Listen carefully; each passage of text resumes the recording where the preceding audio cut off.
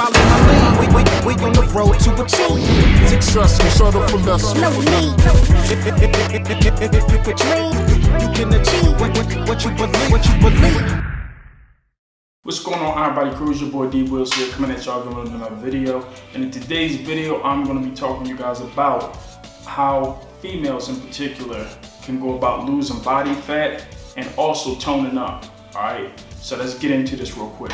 Alright, if you want to lose body fat, you want to mainly perform cardio, and then you want to use resistance training to preserve your lean mass. 2/3 should be spent on cardio, and then the other third should be spent on weight training to avoid the skinny fat look, which is basically when you're skinny or small, but you still have a high fat percentage and very little muscle mass, result in less shape and curves to your body. If you're looking to tone up, then you want to spend 2/3 of your time using resistance training, and the other third should be spent on cardio. Now, cardio can be done first thing in the morning, it can be done before bed, it can be done before weight training, or even after weight training. Although it's best not to perform cardio and weight training in the same session. If you're just starting out, then it's pretty cool, you can get away with it for right now. Remember not to overdo it with cardio, as there is a maximum threshold for the amount of fat that you can lose within a given period of time. Trying to do too much will result in you not losing as much fat, but instead losing muscle. There are many different things that you can do for cardio. If you have joint problems like in your knees, your hips, or your lower back, swimming, elliptical machine, rowing, and cycling are all things that you can do if you have joint problems in your lower body.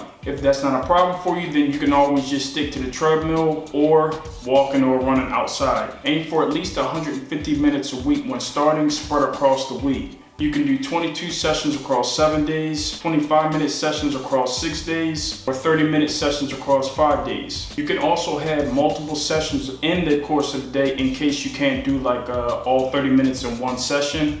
So you could have like 3 10-minute sessions, or you could have 2 15-minute sessions. Now let's talk about the resistance training part. Training between men and women shouldn't vary drastically. Both men and women have the same strength relative to their body weight in the lower body. So don't be surprised if you see a 150-pound woman squatting 300 pounds for reps. Main difference is in the upper body, where men tend to have a lot more muscle mass in that area than women do.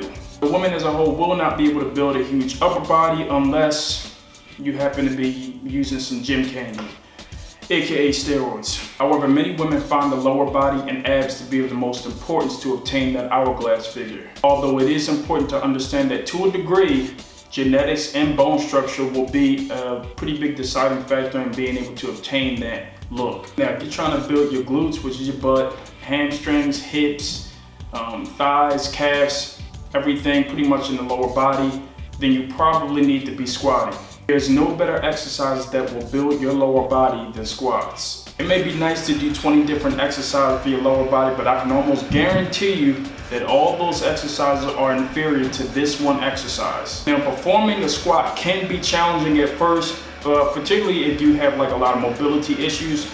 But you'll find that even for people who have mobility issues, who's in the younger crowd at least, if you can practice the movement in a full range of motion, eventually you will become more mobile. Now, for whatever reason, if you can't actually perform the squat in a full range of motion, then you probably need to use a leg press machine until you are actually strong enough to do a body weight squat at the very minimum through a full range of motion. When you're performing the body weight squat or the barbell squat, make sure the crease in your hip goes down below your knees. That's all the way at the bottom. Yeah, I know that's kind of low, but trust me, this is gonna be the thing that builds the most muscle for you.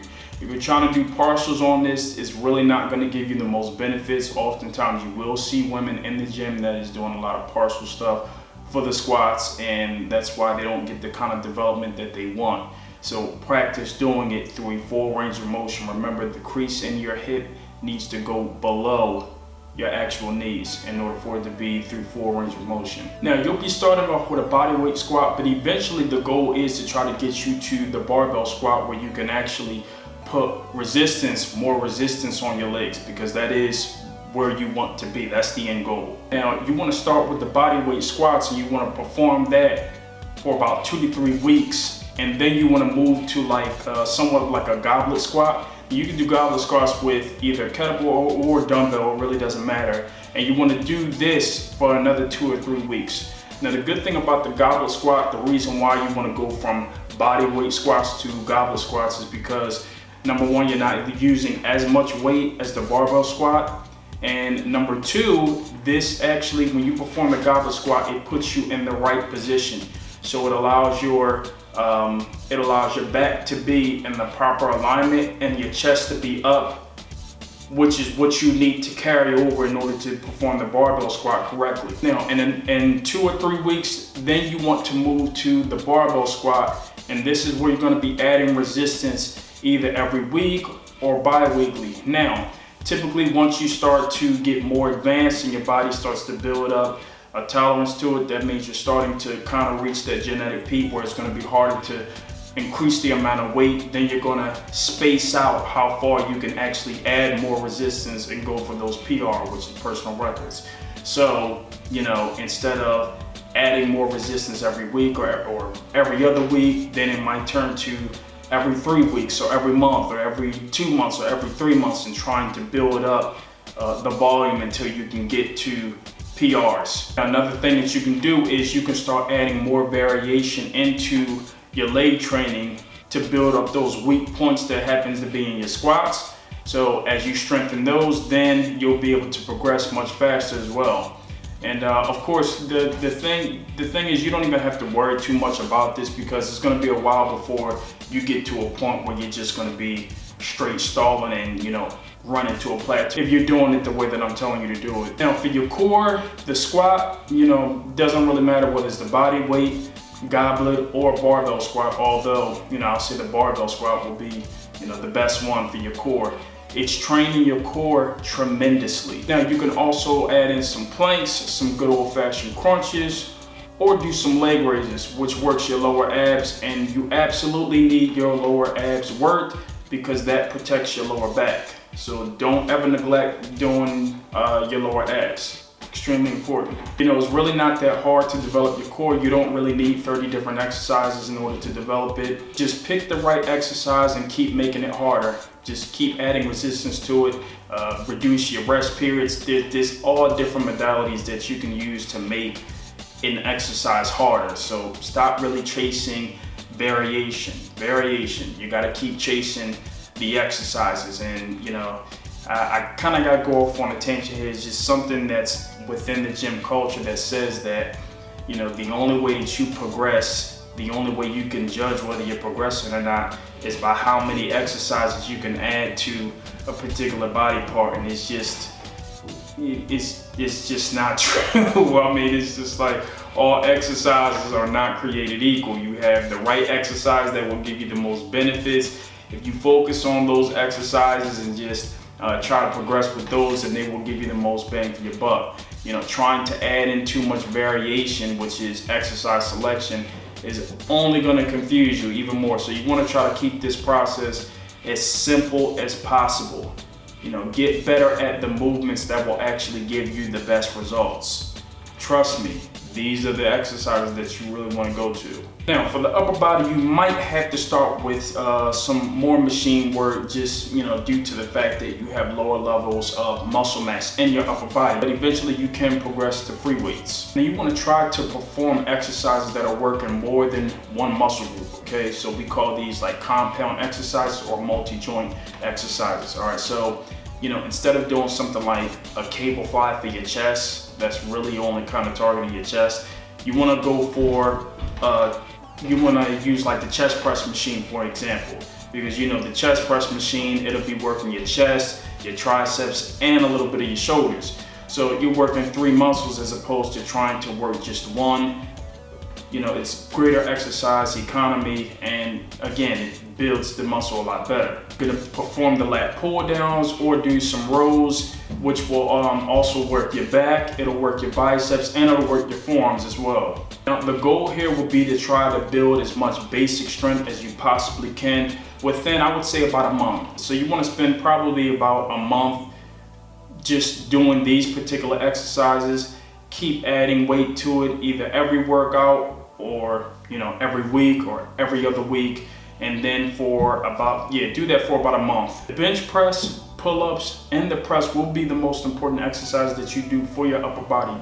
They are very challenging, so you want to progress very slowly with these exercises. As far as sets and reps are concerned, starting off with about 2 sets of 10 for every exercise is a pretty good base to start off with. Then the next week you can move to 3 sets of 10. The third week you can move to 4 sets of 8 for every. Now from here you pretty much want to perform 3 to 4 sets of anywhere between 8 to 12 reps as your base training for the next few months for all the exercise that you do. And for your rest periods, you want to use a stopwatch and rest for, I would say, about 2 minutes in between each set for your very first week in the gym. The second week, you should be aiming to use 90-second rest periods. And the third week, you want to use 75-second rest periods in between each set.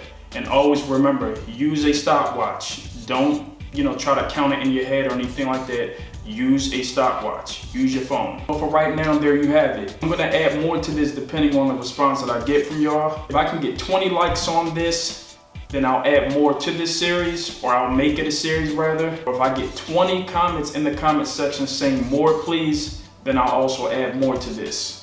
But this will be enough to get you started. All right, so once again, this is catered towards the females, because I know a lot of times, females are looking for how to get started, and you get most women who kind of have that concern of, I don't want to look real bulky or look like a bodybuilder and some of that stuff, which is like, I'm not gonna lie, it's kind of funny, because it's like if you only knew that the hormones in your body, it's not possible for you to look like a bodybuilder without using some gym candy.